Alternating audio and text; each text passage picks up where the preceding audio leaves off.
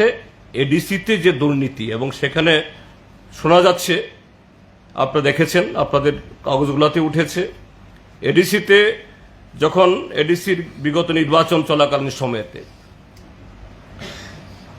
সবাই যখন ব্যস্ত নির্বাচনের কাজে,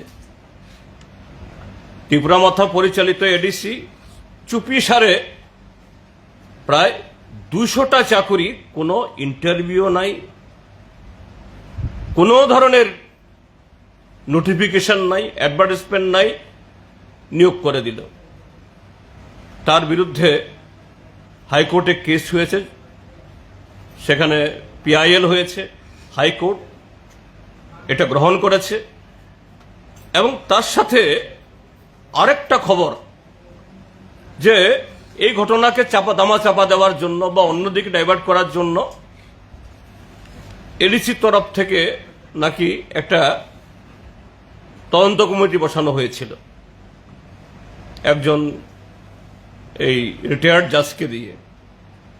আমাদের কাছে যে বিশ্বস্ত সূত্রে যা খবর, যে এই রিটায়ার্ড জাজ ইতিমধ্যেই এই যে কি বলে গোপনে চাকরি, তা তদন্ত শেষ করেছে, এবং তার এই রিপোর্টে যারা এই গোপনে চাকরি এবং অনিয়মে টাকা পয়সা খেয়ে চাকরি দিয়েছেন তাদের বিরুদ্ধে লিখিতভাবে রিপোর্ট দিয়ে গেছেন। আমরা এটাও দাবি তুলব এডিসির কাছে, এই তদন্ত কমিটির রিপোর্ট এটা পাবলিকলি আনা হোক, প্রকাশ করা হোক,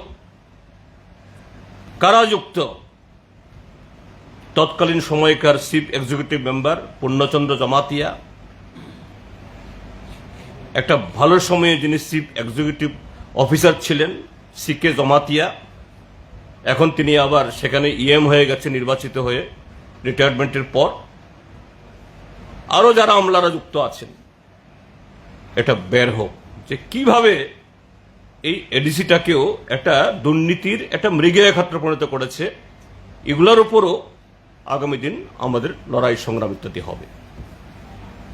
এই হলো মোটামুটি ভাবে আমাদের এই আজকে